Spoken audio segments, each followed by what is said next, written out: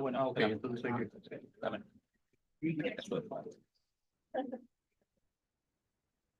Bueno, tú los vas poniendo en lo que habla. Ok. So.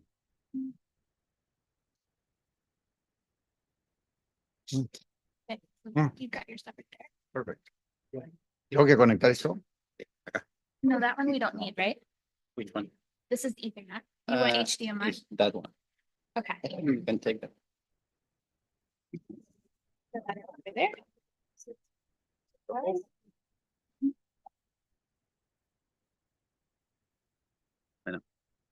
Y con el mouse. Ok, ya está, ya está. But then we'll have to, I can do it from the. whenever you It's need to touch. share that.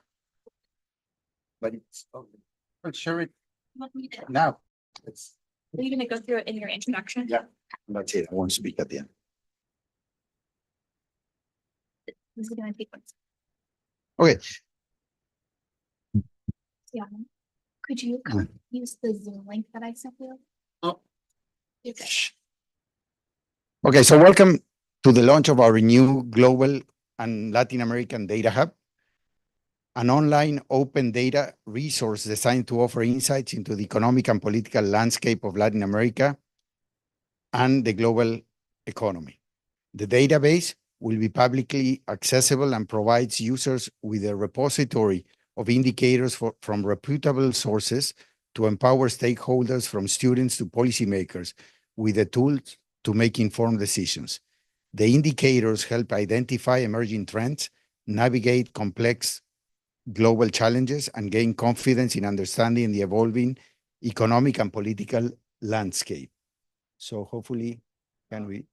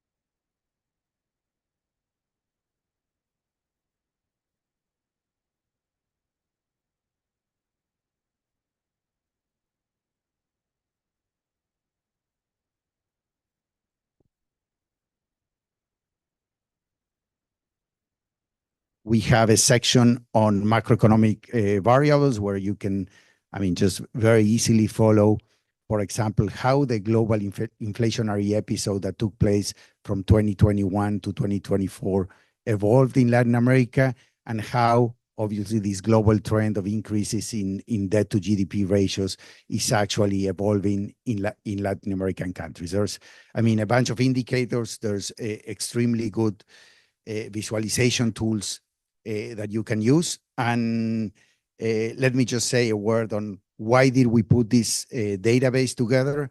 I would say that in a conversation with one of the co-authors that put together the database, Sebastian Galliani, he came up with the idea of thinking of putting together a resource for students, academics, journalists, analysts to, in a single place, have easy access to as many of these indicators that we can put together. At the same time, at the Institute, we were basically launching our LAC project, that is Latin America in the global economy, basically to study and discuss how the recent trends, both in geopolitics, trade policies, etc., were reshaping trade and geopolitics in Latin America. And we thought it was a great idea to have this resource within this program for our stakeholders to use it and to take advantage of it.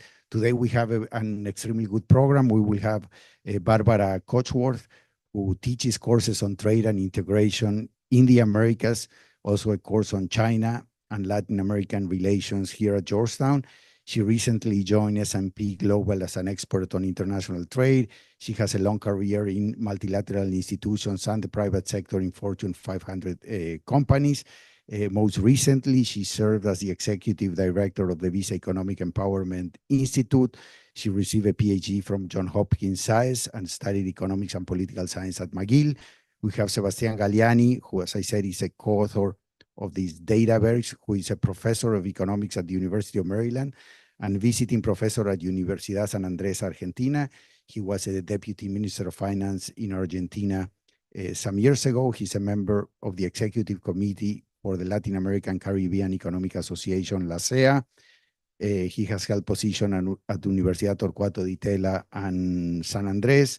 He has he has been a visiting professor at Columbia University, Los Andes, visiting scholar at Stanford and University of California at Berkeley.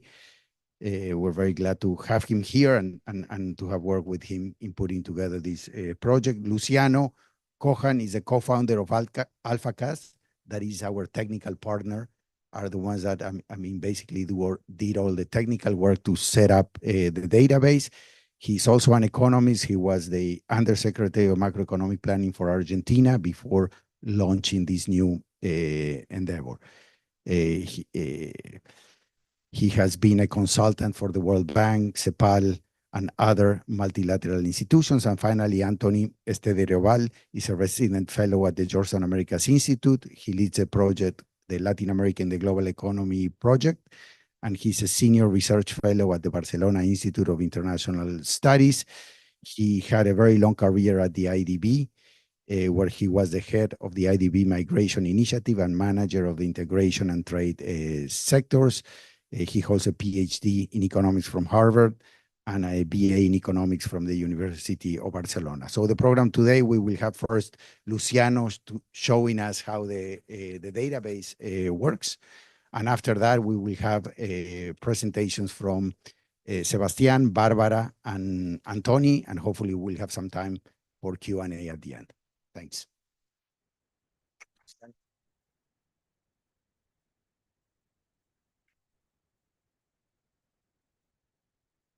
Okay, thank you. I have to speak to the microphone. Oh, otherwise, people in the streaming will not be able to listen. Thank you, Alex, Sebastian, Tony, and the Georgetown University for giving me the opportunity of being here. I'm here on behalf of AlphaCast team that is probably now looking at the streaming. I'll want to give you an overview of the project. I don't only want to show you the data, what we have managed to put up, but also some of the magic behind the infrastructure of the things that you can do with the data, because it's not only data, but there are some other features that you can now use with the data. So let me begin by making an overview of what the database has. The database has roughly 36 sources. This works in a way where we have compiled the data in a way that it's always updated. It would always have the latest data. Every day it gets updated. So we have put together about 100 data sets that are split in the following topics. There is a lot of data on geopolitics. There is data on trade. on, I don't know if maybe it's quite small. Can you, if the text is too small, just let me know, please. Geopolitics, so it's one of the topics, then trade, then energy and production, then data sets on external accounts, balance of payments, FDI, etc. Then public finance, and then money and markets and financial. So let me, I will not go over every data set or variable that we have. Of course, you can come here to the methodology section where you have the details of where every data set comes from, where how the data is measured. But let me give you a couple of examples of, for example, the geopolitics tab.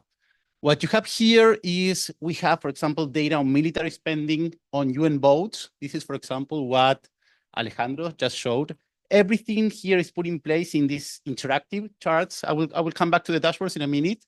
But you have data on military spending over time. You have data on UN votes, on freedom and democracy, social unrest, property rights, social programs, etc. So every set of data is reported in these dashboards. So I'll invite you to explore.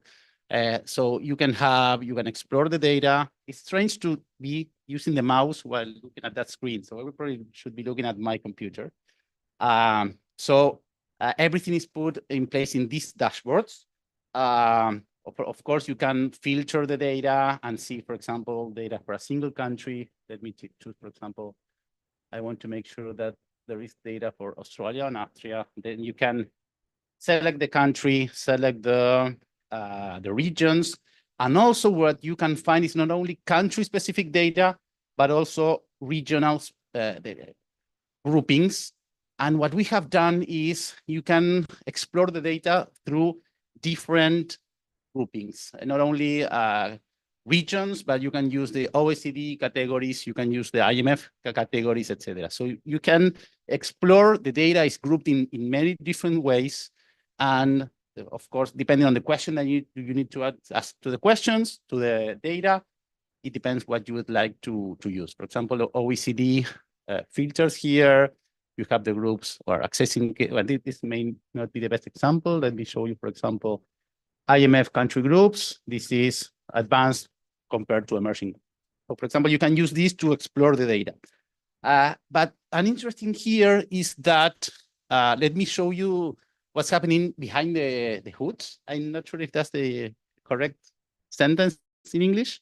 But everything that you are seeing here, it's you can trace back every chart, every data to the original data source. So what you're seeing right now we are in AlphaCast. AlphaCast is the infrastructure behind the database. What you're seeing here, if you do the same that I did, you may have to log in to this. This is completely free, so feel free to sign up. What you are seeing here is the way every data, every variable is calculated within the platform. So you can trace back and do some reverse engineer to go back from the chart. This is where we are creating the charts, and you can then go back and at the end of the day, reach the raw data. So let me do a couple of clicks. This has a number of steps, but let me go, for example, to, so you can see there is a chain of transformation happening here. Let me go back. Well, for example, let's stop here. I can still go back. And at the end of the day, you can, for example, reach the, let me find geopolitics. So for example, this one, no, not this one. Let me go to this. So at the end of the day, you can access the data. So it is not just about exploring the data, you can access the data. And one way of doing that is like what I show you. You can go through a chart and trace it back, but you can also come here and just click data. Okay, so the data, you can download the data. You have every single data set here is all free and open to download. The data is structured, is clean and structured like a Pandas data frame or an Excel spreadsheet. But once you have here, there is a use case, a very simple use case where you can just link the data to your Excel files. So let me show you how you can do this. So for example, I can come here and pick, let's just do broad money. I can, if I put download, and I will copy the link, and then I go to the Excel file. What I'm showing you, you can also do this in Python. So you can connect the database to your Python. This is exposed through an API.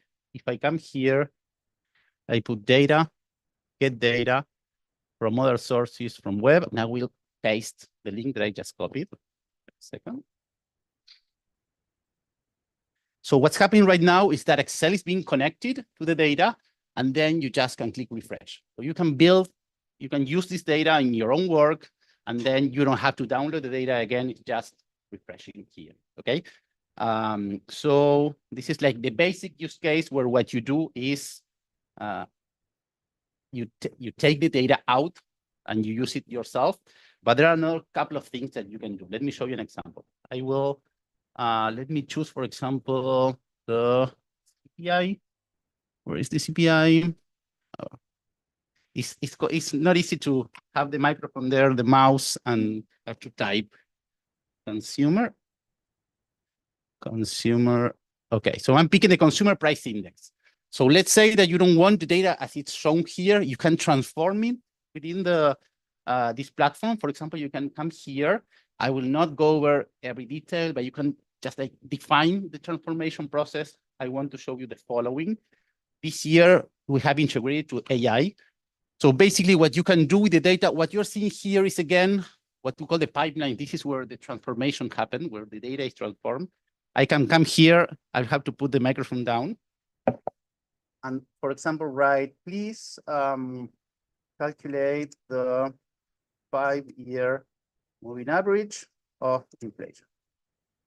Inflation for every country. So basically what will happen right now, this knows the structure of the data, and now it will create a code. It's basically a Python code that will answer the question. This is now testing the code. So at the end of the day, if we manage to get a code, there it is. This code will be a working code. Okay. So for example, this is, maybe some of you know Python. This is calculating a 5-year rolling window average, and then you get the data. So once you have the data, you can then take it out to Python, to Excel, etc. You can use it within the platform to do a couple of things I will show you in a minute. There is another way of interacting with the data. I will have to say this is beta. This is not yet public. But what you can do is you can just ask what you need. So for example, I can say, sorry, please show me the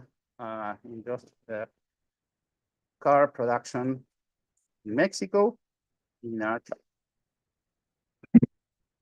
So hopefully, you know how AI works. Sometimes it works. Sometimes you have to try a couple of times, but hopefully, okay, it worked. What you are having here is explaining what it found, and here you have the car production in Mexico. So basically, once I have here, I can then move to the last part of how you can deal with data. I can save this into a chart, and then I have this chart. I will save it, and I can clip this chart and come here and say, okay, I will put this in a dashboard. So this is basically what we have done to build what you have seen in the database. So I can say, okay, this comes here, this comes here, this comes here.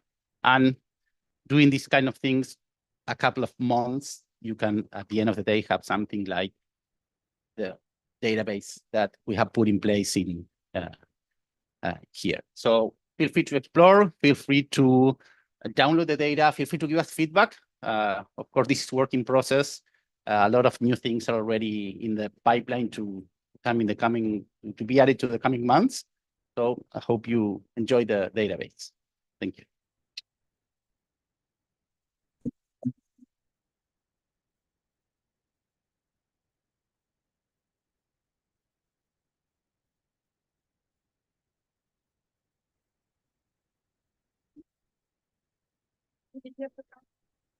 This area. No, I mostly gonna talk anyway, but. Okay, Okay, see, like this. Okay, right. It's a pleasure to be here. So what Luciano showed, I think it's the outcome that we have as today, but as he said, this is work in progress, right? There's gonna be more coming. And one of the features that we are gonna incorporate is for users to suggest data we don't have, okay? So, and then we will consider whether that's possible to be included if essentially we judge, as we did with the data that we have today, that we can put consistent data across countries and time, right? That's one constraint. But let me go back to where Alex started and reflect on why we did this data. And there's at least two people from Spain here, maybe there are more. And so I'm gonna cite Ortega and Gasset to start. And so I think basically it reflects what we think are the themes of our time. And the themes of our time are basically at the macro level, the rise of China. And the world's gonna be shaped by that. And it's gonna affect the way the economies work and the institutions at the local level and at the international level. And we are seeing it now.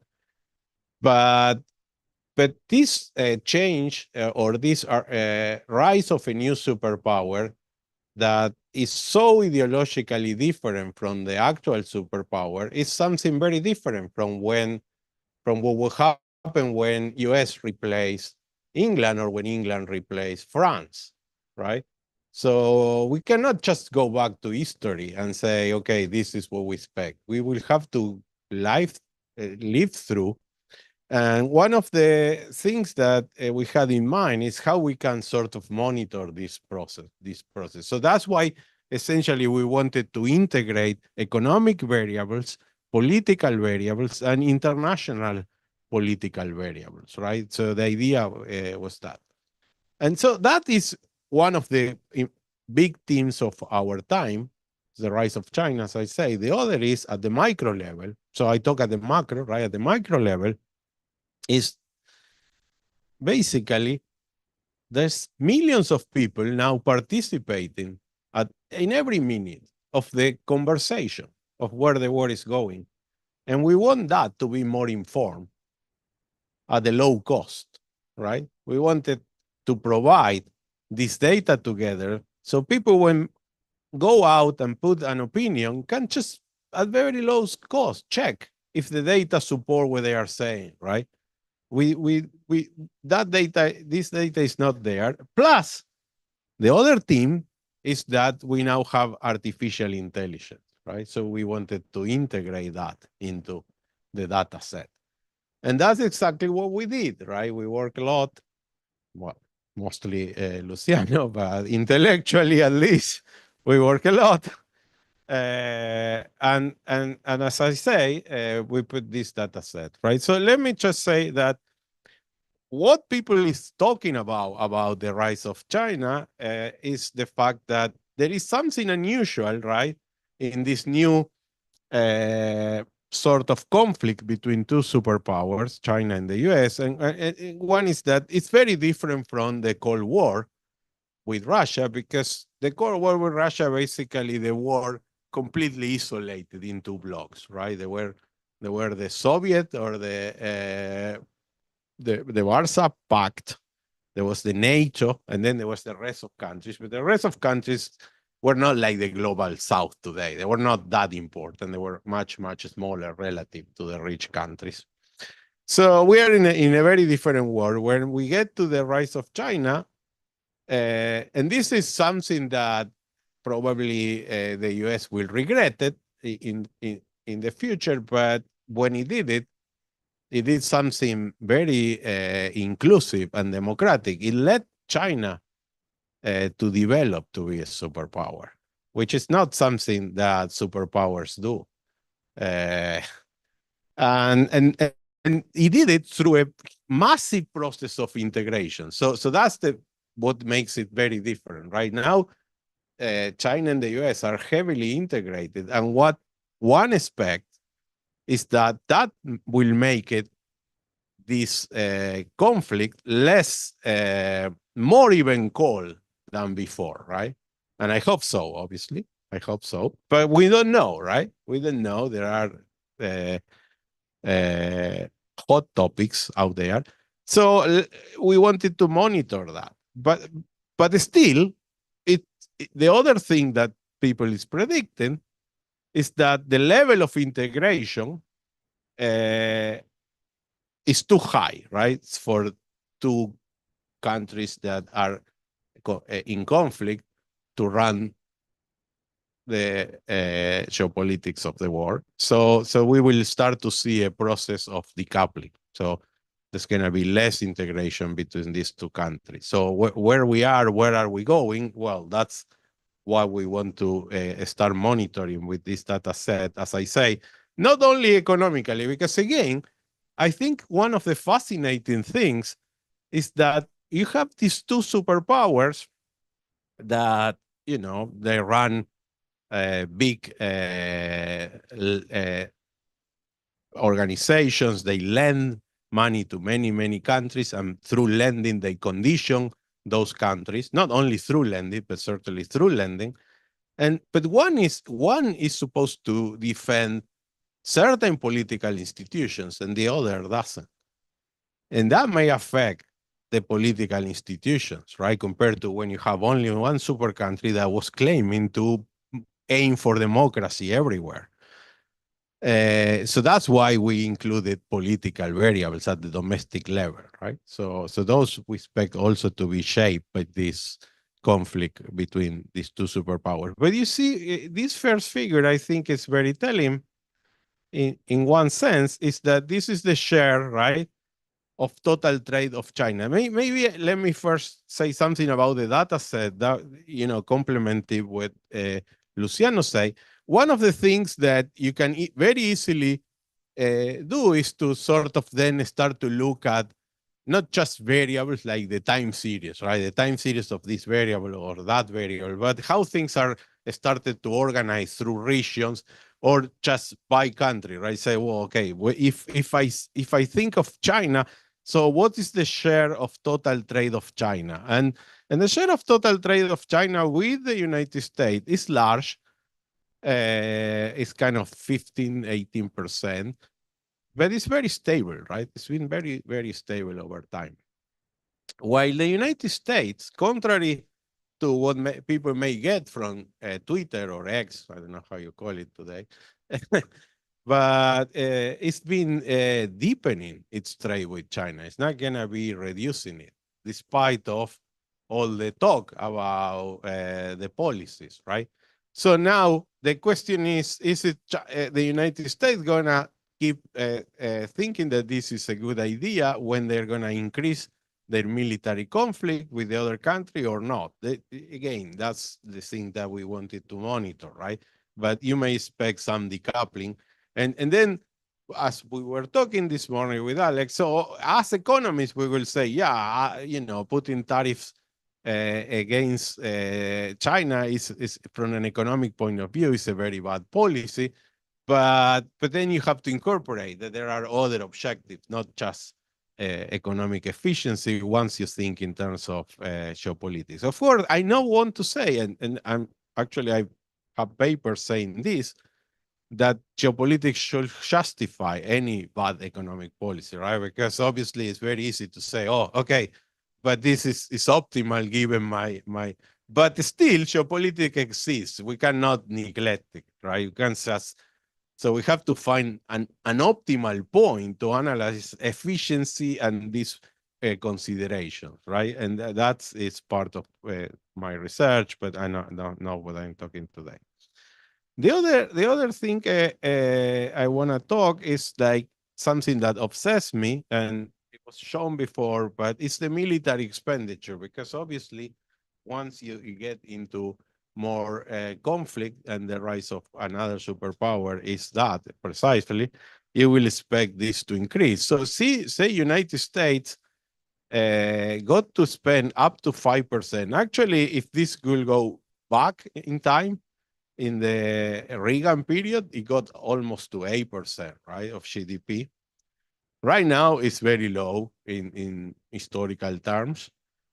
And obviously, the voters in the United States maybe are not expecting the government to increase military expenditure. Probably they think that the government has to spend more on poverty or in climate change, or maybe like me in reducing the fiscal deficit, which is 7%, where it's not sustainable and it's at the peak of the cycle, 7%. It's not that it's at the bottom of a recession, so it's a bit of crazy.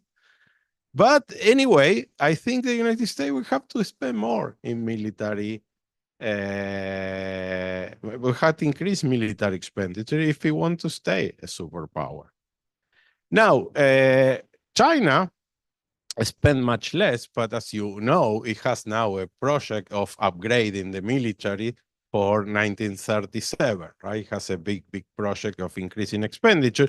Plus, this is relative to GDP, and GDP, not in per capita terms, but in absolute terms, in China, is going to be larger than the United States. And what matters for military expenditure is absolute expenditure, not relative to GDP, right? It's comparative. Now, I want to say that China, in one sense, is starting to move away from the United States in a very smart way. If I were running the central bank in China, the last thing I want to have is assets that the United States can inflate out. And so China was accumulated a lot of US reserves, but it stopped with the financial crisis. Right, stopped in absolute value and relative to GDP has gone down a lot, right? And this is a very wise move from China. And again, I don't want to, anyway, I cannot in 5 minutes to give a whole lecture on what I think about geopolitics, but I wanted to say what we were going with integrating this data, right? How to think between economics, domestic politics, and international politics. That's what motivates the data at the macro level, and as I say, at the micro level, the possibility of having consistent data, very easy to use, integrated with artificial intelligence. I think this is a great project. We should commend Alex and his center for doing it, and I'm very happy to be part of it. Thank you very much.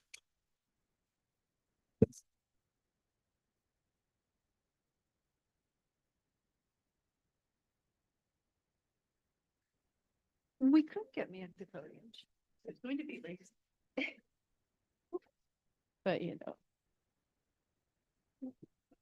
Sorry. Could you help me get to your Zoom? Found it.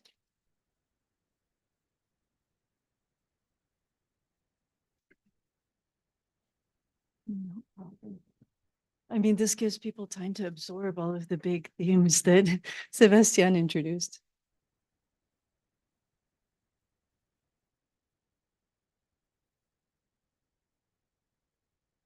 It says you're not sharing anymore, but it is still sharing, which is interesting. I mean, we can keep looking at China reserves. Sorry. There's a lot in there. And so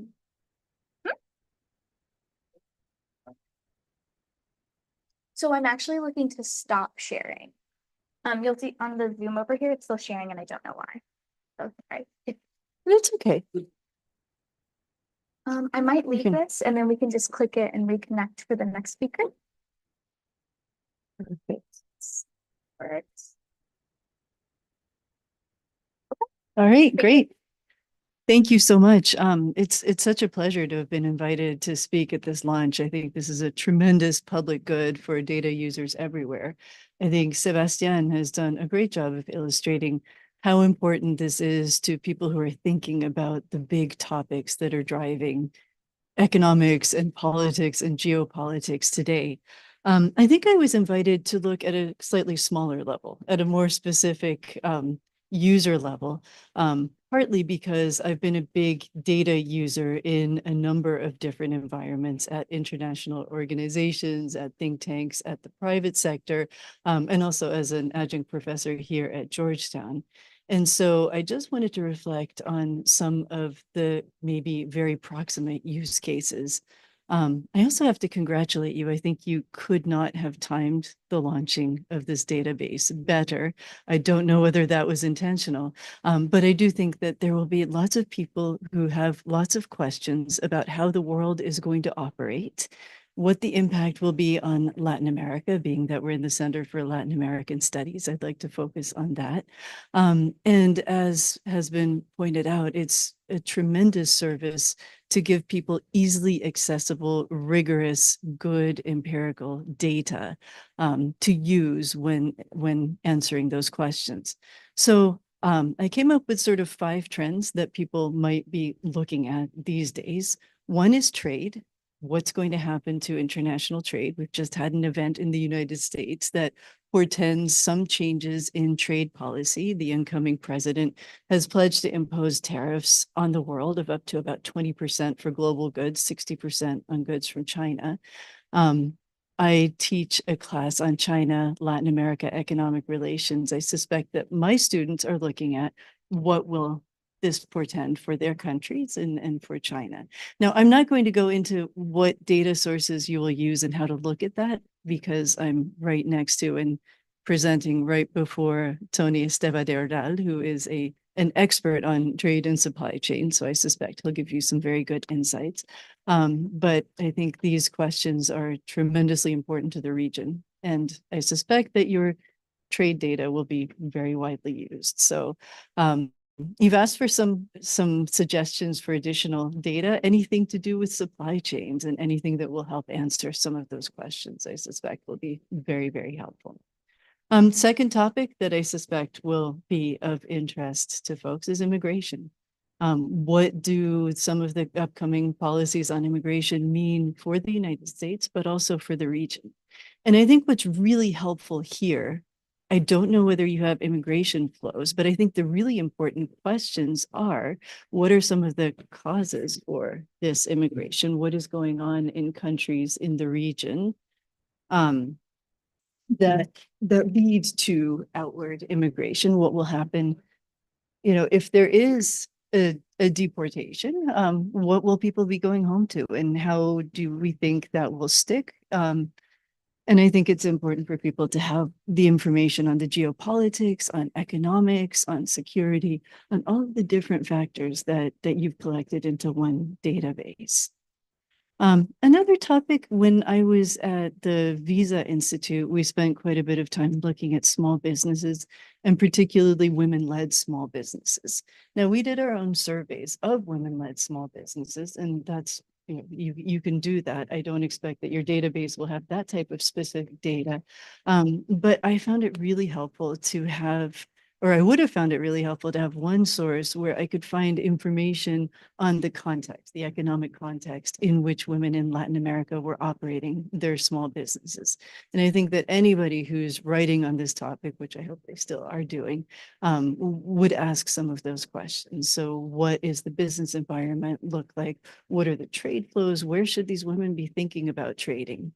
There, I would say, any data that you can add on trade and services would be tremendously, tremendously helpful. And also on the digital economy, there's, a lot of data, but it's not been verified and compiled in this way. I think one of the really great assets of this database is that it does guide the user. It gives you a sense of what questions you should be asking, and that's tremendously useful. So this leads into the fourth trend that I would identify, which is the digital transformation in Latin America. What are some of the factors that are guiding this? There's tremendously exciting opportunities, lots of things going on. I think there are other places where you can look up what are the fintechs in Latin America, what types of payments measures are being used. But here you get a really good grounding of perhaps why those trends are happening and why is there still a digital divide. And I know my students are tremendously interested in that. The last big trend that I think people will have questions about is climate change. What are the economic implications? What is going on in different countries? And so I would, encourage some focus on climate change.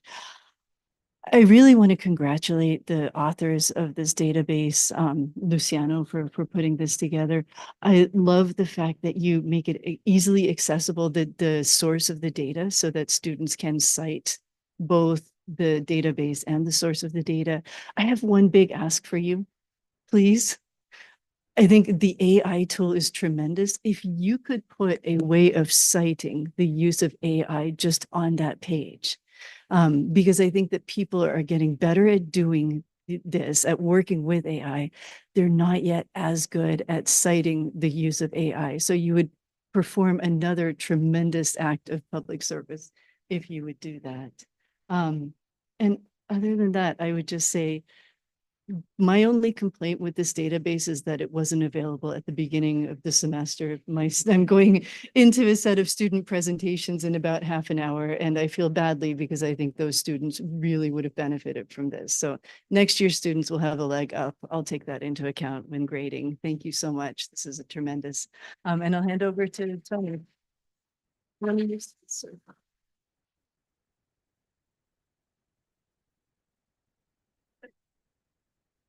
I think to go up. Just need to go up, I think. Yeah, you can stay there. Yeah. I have to log out just in case.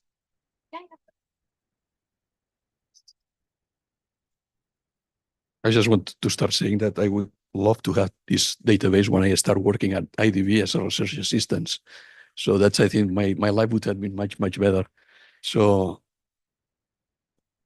I approach this kind of 5 minutes that I have to comment on the data, very similarly of what Sebastian did when I asked Luciano how you could help me to prepare in just a very short time period using this data set, a very short presentation, the type of presentation that I may do to a class or to a commentary or to something like that. And I think the power of this database is what just Luciano explained, this interaction with the data, the use of artificial intelligence. You just can ask, show me the data in the type of indicators that you want, in the type of visualization that you like, in the type of periods that you like, in a very simple manner. So what I would like to do, we are connected. Tab. Yeah, can you tell me which one is correct? Here it is. Exactly. Yeah.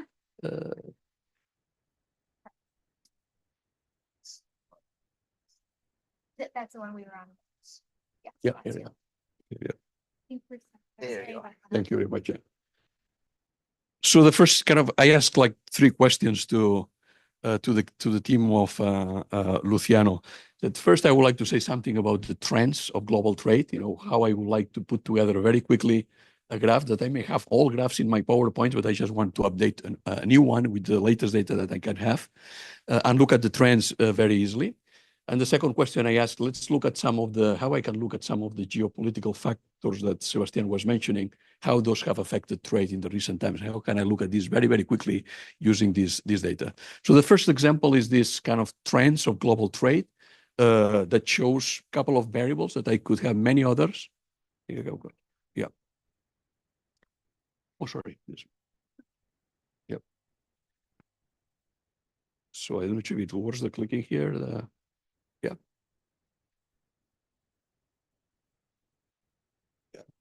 So I choose a couple of series. I could choose others. This is Latin American exports over time since the COVID period. And I choose also another indicator for global trade. This is total trade for exports and imports from global for global trade. Just to look at this kind of volatility of trade that we have observed in the last few years. There was a huge rapid recovery after COVID, both at global trade and also in LAC. Actually, LAC was quite impressive. And after that, as we know, after this huge recovery in 2021, 2022, we had last year a big decline of trade globally and also in Latin America. But then, the beauty of this data is this actualization on time. We have data until I think the last one is for here is July, right? And we'll have soon August, like the last quarters. And you can actually see one of the main stylized facts that we are seeing now, that has been this recovery of trade in 2020, in 2024. And I said, can we do this very quickly and put this in growth rates, how this grow in growth terms, how this has changed?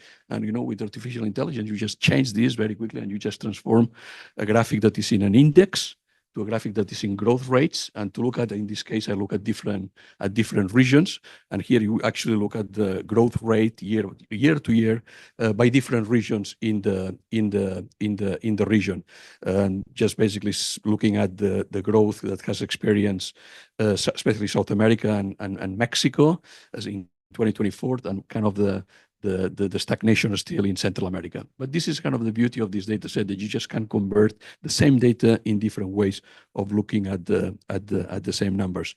This is the same one. I'm going to skip one. I look at we can look at this later on FDI. FDI, I think, is one of the areas. This FDI, as you know, is a very complex data. It's part of the capital flows. Involves new investments and existing investments. I'll look at this as some of the data. That's probably an area that we may want to do additional work. There's other databases on FDI that we could include in this data.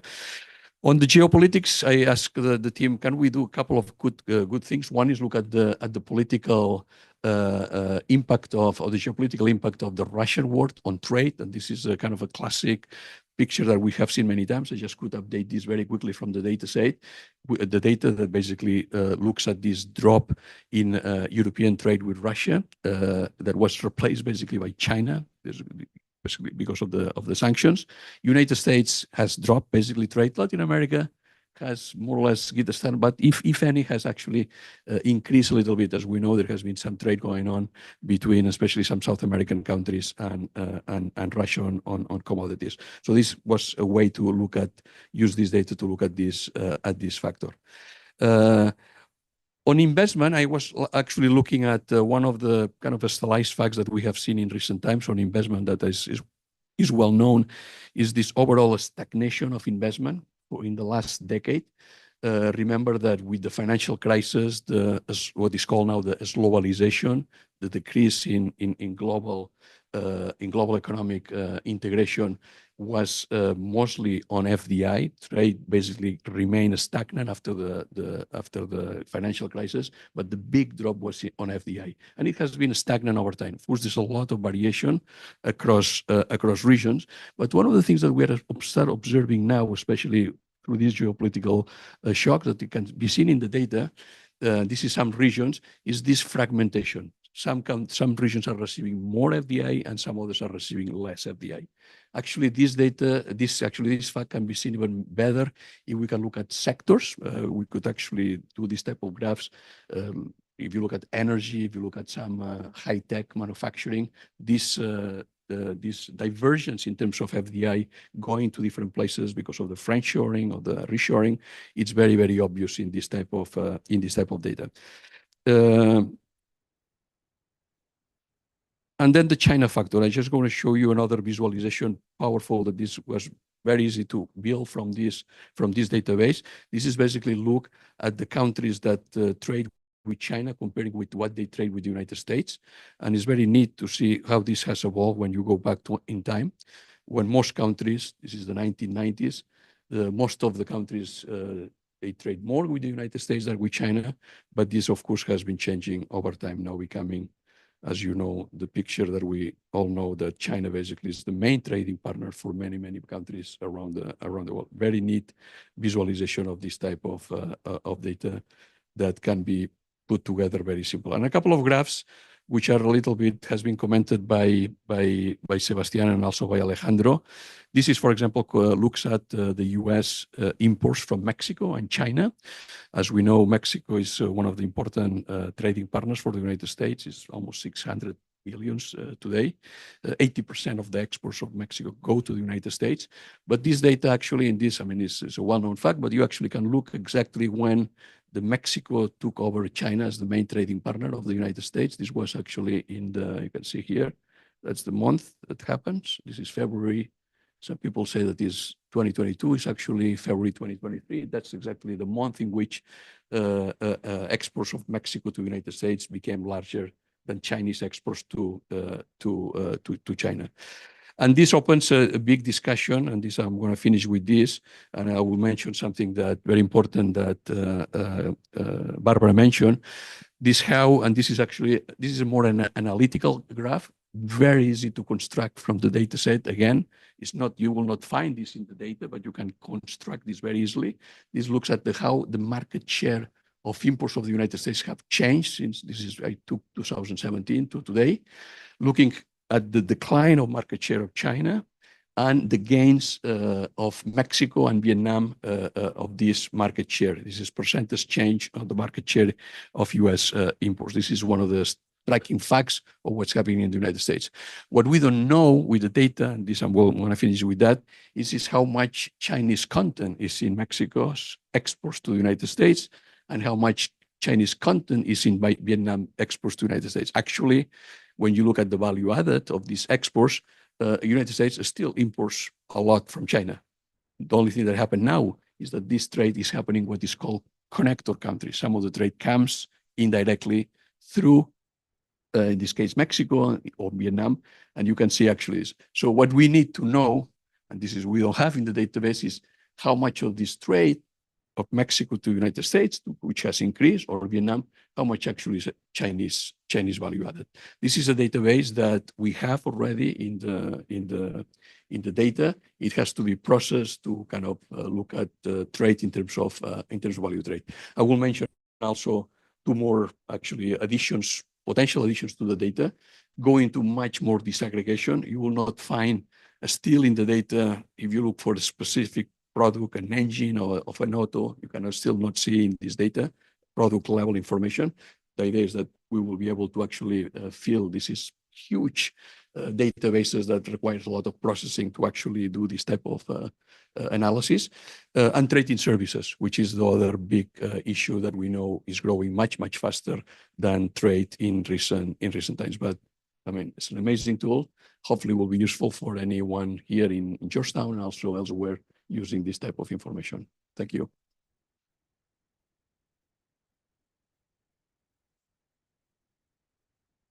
So I guess we have a few minutes for any questions that you might have. Yeah. Thank you. My name is Lupita Ramirez, and this is amazing. It was really impressive. And I used to be a journalist. And so my question comes from that mindset. And it's basically, how are we ensuring the integrity of the data that we have? Because it's real time, it comes from AI, and also there are a lot of sources of information. The easiest way is that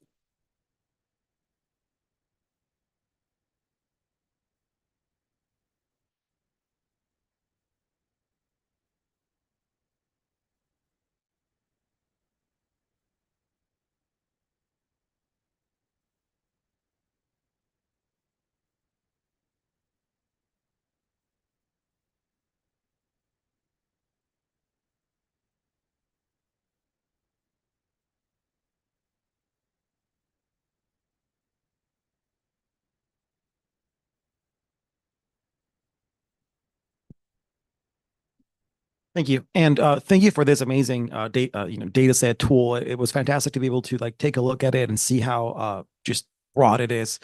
I was wondering, what are the chances or the technical capability that the platform has to include high frequency data points? Like I'm thinking, for example, EMBI spreads that we all know you can download from the Central Bank of the Dominican Republic. Bless them for making that available for all of us who don't have a JP Morgan account. That's a public service. That is a yeah.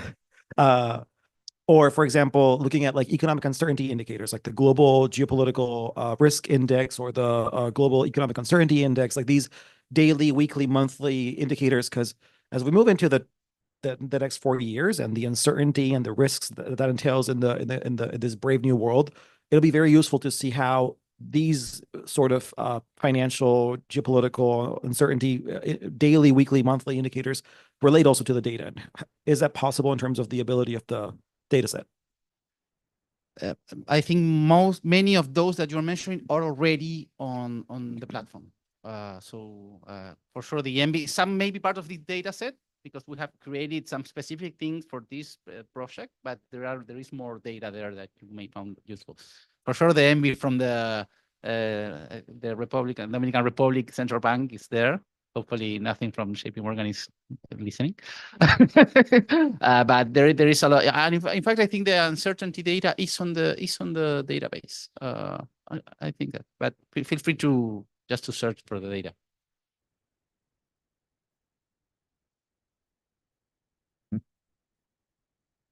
And sorry, one more. And it's updated on a daily basis, so that's already happening. Thank you very, very much for this presentation. It's exciting to see that this tool that is available, especially for students. My name is Juan Pablo. I am studying international development policy, and I wonder if I could search there the interaction between the multilateral organizations. For example, some of them are based here in DC with the countries in Latin America. So I know those are not like macroeconomic numbers, but it's interesting, like it's not trade, but like how is this interaction measured? And if we can see trends, maybe that can be useful for me in further research.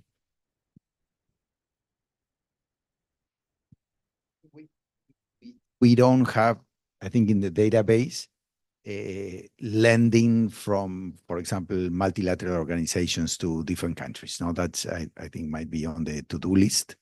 That I think, I mean, on top of it, all the homework that Barbara gave us, we should also add, I mean, this exposure of international organizations to the different emerging and developing countries.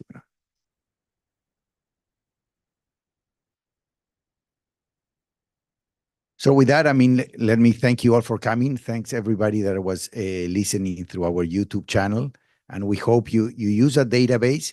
You email us with questions on how to use it, and also with suggestions for additional data or for additional functions.